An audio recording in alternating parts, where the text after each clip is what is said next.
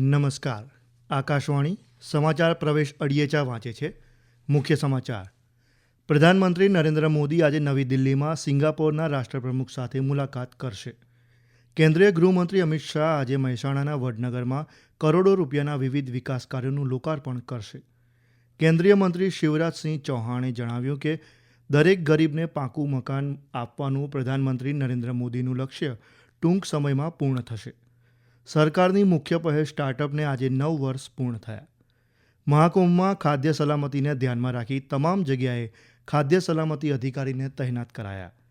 ખોખો વિશ્વકપમાં ભારતીય પુરુષ અને મહિલા ટીમ ક્વાર્ટર ફાઇનલમાં પહોંચી. સમાચાર વિગતવાર. પ્રધાનમંત્રી નરેન્દ્ર મોદી આજે નવી દિલ્હીમાં સિંગાપોરના રાષ્ટ્રપ્રમુખ થર્મન ષણમુગરત્નમ સાથે મુલાકાત કરશે. શ્રી ષણમુગરત્નમ આજે રાષ્ટ્રપતિ ભવન ખાતે રાષ્ટ્રપતિ દ્રૌપદી મુર્મુને પણ મળશે. સુશ્રી મુર્મુએ તેમના સન્માનમાં ભોજનનું આયોજન કર્યું છે.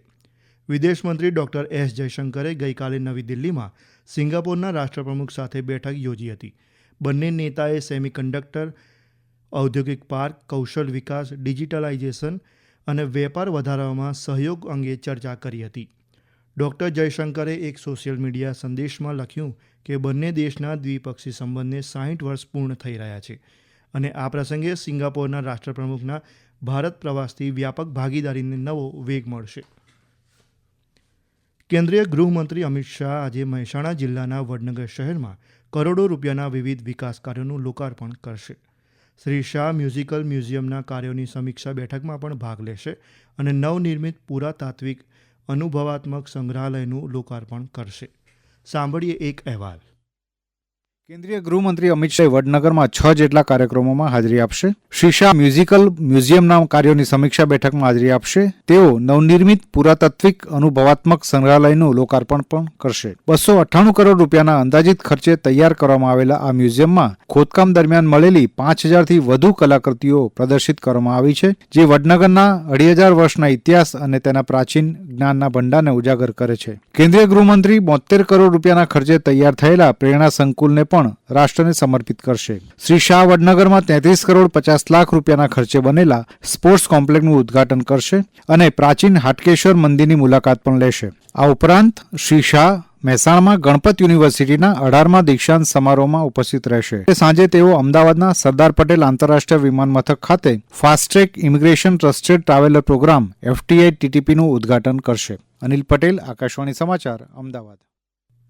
કેન્દ્રીય મંત્રી શિવરાજસિંહ ચૌહાણે કહ્યું કે દરેક ગરીબને પાકું મકાન આપવાનું પ્રધાનમંત્રી નરેન્દ્ર મોદીનું લક્ષ્યાંક ટૂંક સમયમાં પૂર્ણ થશે. મધ્યપ્રદેશના વિદિશામાં ગઈકાલે તેમણે કહ્યું કે ગયા વર્ષે સપ્ટેમ્બર મહિના સુધીમાં 3,68,000 મકાન બનાવાયા હતા. ઉપરાંત 8,21,000 નવા મકાન તૈયાર થઈ રહ્યા છે. તેમજ આ વર્ષે એપ્રિલ સુધીમાં તેનું નિર્માણ કાર્ય પૂર્ણ થશે. तो किसान भाइयों, जिनकी 2.5 एकड़ तक सिंचित जमीन है और 5 एकड़ तक असिंचित जमीन है, उनको भी PM आवास दिया जाएगा. और इसलिए अब तय किया है सेल्फ सर्वे भी मान्य होगा. आप अपने मोबाइल से ही सर्वे कर सकते हो. तो इसका फायदा ये होगा कि सर्वे से कोई का नाम कट ही नहीं सकता, सूची में तो तत्काल आ जाएगा. સરકારની મુખ્ય પહેલ સ્ટાર્ટઅપને આજે 9 વર્ષ પૂર્ણ થયા છે. આ યોજનાનો હેતુ દેશમાં સ્ટાર્ટઅપ ઉદ્યમોને પ્રોત્સાહન આપવાનો અને નવીનતા તેમજ ઉદ્યોગ સાહસિકતા માટે એક મજબૂત અને સમાવિષ્ટ પારિસ્થિતિક તંત્ર બનાવવાનો છે. 1,59,000થી વધુ સ્ટાર્ટઅપ્સ સાથે ભારતે પોતાને વિશ્વના ત્રીજા સૌથી મોટા સ્ટાર્ટઅપ પારિસ્થિતિક તંત્ર તરીકે મજબૂતીથી સ્થાપિત કર્યું છે. વિવિધ ક્ષેત્રમાં 16 લાખથી વધુ સીધી રોજગારીનું પણ સર્જન થયું છે. સ્ટાર્ટઅપ ઇન્ડિયા પહેલ સ્ટાર્ટઅપ્સને તેમની સફરના વિવિધ તબક્કામાં વ્યાપક સહાય પૂરી પાડવા માટે વિવિધ મુખ્ય યોજનાઓ શરૂ કરી છે. આ સમાચાર આપ આકાશવાણી પરથી સાંભળી રહ્યા છો. આ સમાચાર આપ અમારી YouTube channel AIR news Gujarat પર પણ સાંભળી શકો છો. વધુ સમાચાર માટે આપ અમારી વેબસાઇટ newsonair.gov.in/gujarati અને અમારા એક્સ હેન્ડલ AIR_news_ ને ફોલો કરશો. ભારતીય તટરક્ષકના વહાણે ગઈકાલે લક્ષદ્વીપમાં સુહેલી દ્વીપ નજીક ગુમ થયેલી હોડી સહિત 54 લોકોને સલામત રીતે બચાવી લીધા છે. આ હોડી કાવારત્તીથી સુહેલી દ્વીપ ગઈ હતી. લક્ષદ્વીપ તંત્રને માહિતી મળતા તટરક્ષકે તપાસ અને બચાવ અભિયાન હાથ ધરી હોડીને શોધી લીધી હતી. ઉત્તર પ્રદેશના પ્રયાગરાજમાં મહાકુંભ દરમિયાન આરોગ્ય સહિત તમામ ક્ષેત્રે વિશેષ ધ્યાન આપવામાં આવી રહ્યું છે. નેત્ર કુંભ પહેલ અંતર્ગત પ્રજ્ઞાચક્ષુ લોકો માટે પણ વિશેષ વ્યવસ્થા કરવામાં આવી છે.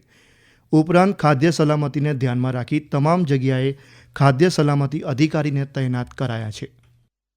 पूरे मेला क्षेत्र को 5 जोन और 25 सेक्टर में बांटकर खाद्य सुरक्षा सुनिश्चित की जा रही है. प्रत्येक सेक्टर में खाद्य सुरक्षा अधिकारी तैनात हैं, जो परोसे जाने वाले खाद्य पदार्थों की नियमित जांच कर रहे हैं. मेला परिसर में स्थित केंद्रीय कार्यालय से खाद्य सुरक्षा के लिए की गई सभी व्यवस्थाओं का संचालन किया जा रहा है. साथ ही तैनात की गई टीम के जरिए खाद्य पदार्थों की निगरानी भी की जा रही है. श्रद्धालुओं और तीर्थयात्रियों को दूषित या मिलावटी भोजन से बचाने के लिए फूड सेफ्टी ऑन व्हील्स का उपयोग किया जा रहा है. ये मोबाइल प्रयोगशालाएं मेला क्षेत्र में भोजन और पेय पदार्थों का उसी स्थान पर जांच कर रही हैं. होटलों, ढाबों और छोटे खाद्य स्टॉल्स पर बन रहे भोजन की गुणवत्ता सुनिश्चित करने के लिए नियमित जांच की जा रही है और शिकायत मिलने पर तुरंत कार्रवाई के निर्देश दिए गए हैं. अनुपम मिश्र के साथ आनंद कुमार, महाकुंभ नगर, प्रयागराज.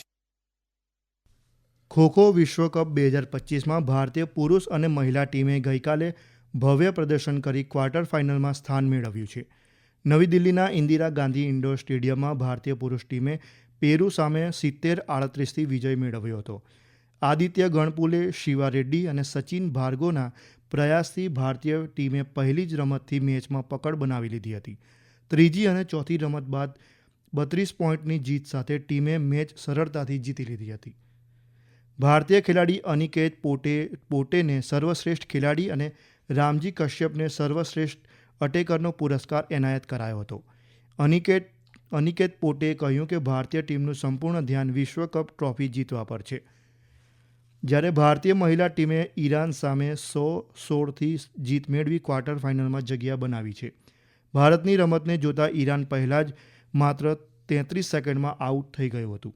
ભારતીય ખેલાડી પ્રિયંકા ઇંગ્લેએ સર્વશ્રેષ્ઠ ખેલાડી અને મીનુને સર્વશ્રેષ્ઠ ડિફેન્ડર જાહેર કરાયા હતા. અને હવે આજના અખબારોના મુખ્ય સમાચાર રજૂ કરે છે હર્ષલ પંડ્યા. આજે તમામ અખબારોએ અલગ અલગ સમાચારને મુખ્ય સમાચાર તરીકે સ્થાન આપ્યું છે. ગુજરાત સમાચાર દૈનિકે લખ્યું છે કે ચીને હેકર્સ ફોજ બનાવી, ભારત પર સાયબર હુમલાનો ખતરો. સંદેશ દૈનિકે ભારતીય રાજ્ય અંગેના રાહુલના નિવેદન બાદ ભાજપના નડ્ડાનો વળતો જવાબ આ મુદ્દે હેડલાઇન્સ બનાવી છે.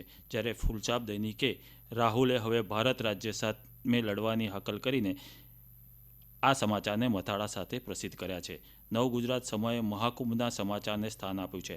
આ ઉપરાંત રાજ્ય અને સ્થાનિક સમાચારમાં ઉત્તરાયણ દરમિયાન 10 જેટલા લોકોએ જીવ ગુમાવ્યો અને વડનગરમાં કેન્દ્રીય ગૃહમંત્રી અમિત શાહ વિવિધ વિકાસ કાર્યોના પ્રકલ્પોનું લોકાર્પણ અને ખાતમુહૂર્ત કરશે. આ સમાચાર મુખ્ય છે.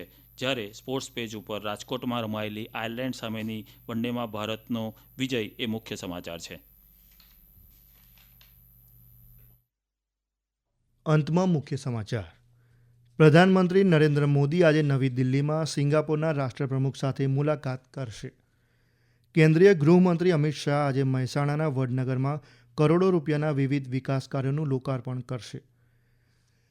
કેન્દ્રીય મંત્રી શિવરાજસિંહ ચૌહાણે જણાવ્યું કે દરેક ગરીબને પાકું મકાન આપવાનું પ્રધાનમંત્રી નરેન્દ્ર મોદીનું લક્ષ્ય ટૂંક સમયમાં પૂર્ણ થશે. સરકારની મુખ્ય પહેલ સ્ટાર્ટઅપને આજે 9 વર્ષ પૂર્ણ થયા. મહાકુંભમાં ખાદ્ય સલામતીને ધ્યાનમાં રાખી તમામ જગ્યાએ ખાદ્ય સલામતી અધિકારીઓને તૈનાત કરાયા.